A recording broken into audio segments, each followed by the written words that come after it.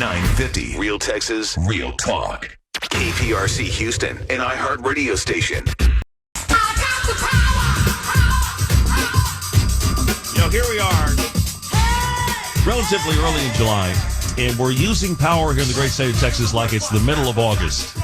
And there's no end in sight. We've got temperatures in the upper 90s today, flirting with 100 degrees or a little over 100 degrees in a lot of spots here over the course of the next few days.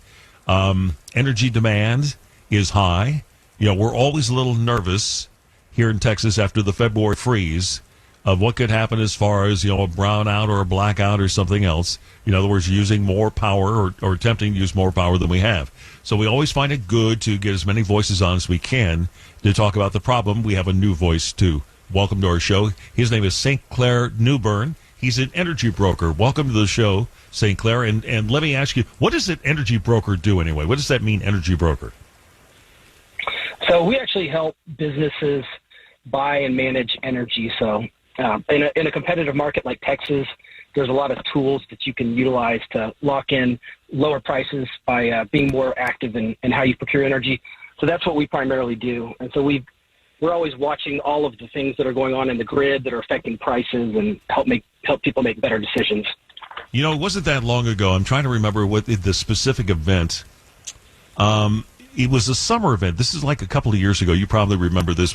Same thing. We had, very drought-like conditions, very hot conditions, and the price of energy went through the roof. And there was a company, I won't even mention their name, but there was one of the discount companies who was basically selling electricity to its customers based on the rate that they were paying at any given moment. And it turned out to be a relatively cheap way to buy your power up until the moment where they just jacked up the price through the roof, and people started getting bills for an incredible amount of money for power usage.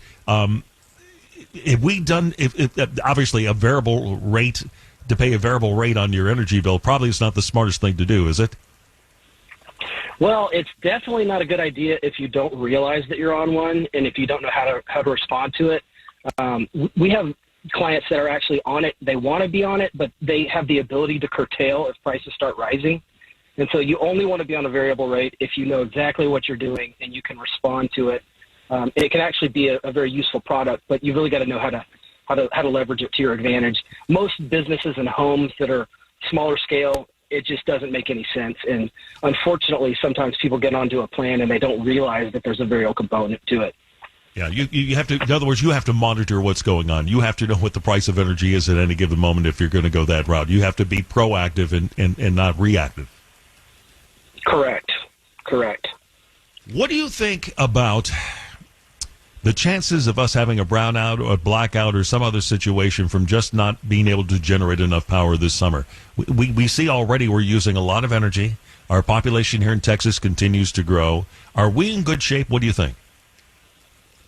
Okay, so like today, we may hit a peak today. So we're at risk of setting another peak today between 3 and 6 o'clock today, something like that. And the bottom line is our economy continues to grow in Texas. I've been brokering energy for 20 years, and basically every year there's more demand for electricity. Now, when Uri happened, that was like the biggest black eye ever for ERCOT, because their job is to ensure that there's reliable energy supply on the grid.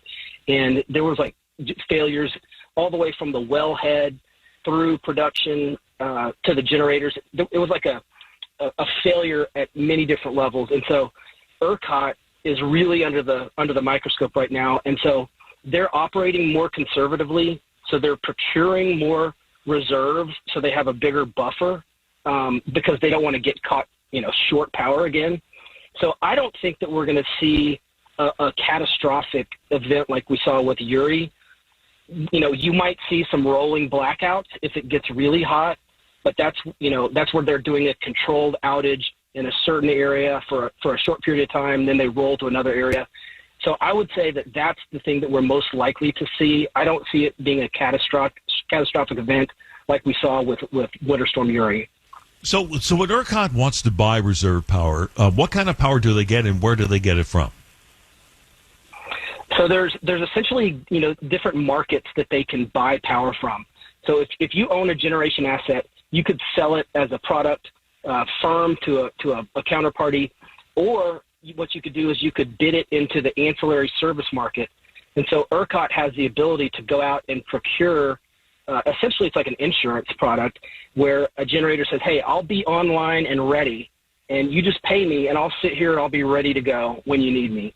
The other thing that they can tap is businesses that are willing to curtailable load resources. So there's gigawatts of power that's sitting there, and businesses are saying, hey, look, if you need it, pay me and I'll be willing to curtail. And so those are the two resources that ERCOT has to balance the grid if there's a shortage. Okay, now the Texas grid famously is separate from the rest of the nation. That's the way we wanted it. That's the way I think we intend to keep it.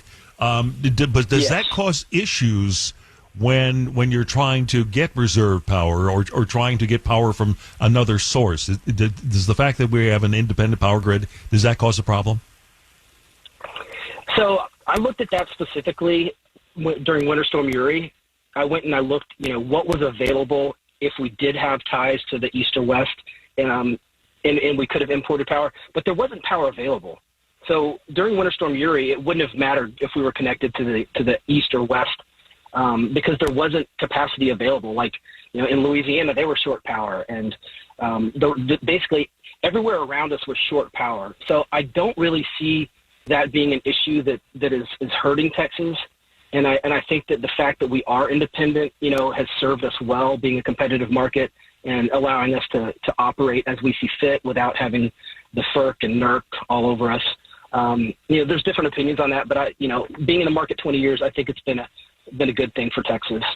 I would agree with you, sir. I like our independence wherever we can find it. Let me also ask you about going forward here, based on the population growth that we see in Texas.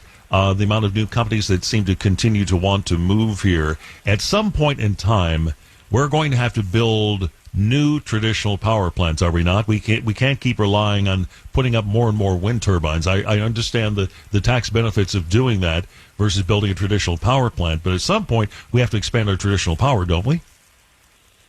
Oh, absolutely. Yeah, and that's one of the biggest mistakes I think people make is they feel like they've got to be like all green or all fossil fuels, and I'm more of the opinion we need all of the above, including nuclear. Nuclear is one of the cleanest technologies that we could leverage, and there's been no nuclear plants in forever, and so we've got to figure it out because as the Texas market grows, right now we've got an imbalance. We've got a lot of renewables in West Texas, so much that we often have surplus in West Texas, where it may be trading for 2 cents, and Houston is 5,000 because they're short power. So we've got enough power in Texas to cover the entire state. It's just a matter of building out the transmission so that we can put it where it's needed. And so it's a dance. Like right now, there's more solar scheduled to come online in the next 2 years than we've ever seen. And it takes time for that to get integrated into the system. And we have these economic incentives in Texas that is intended to drive industry to where the capacity is available and to incentivize people to put generation where it's needed. And but when you have a fast-growing economy like Texas, it's a challenge to get that right.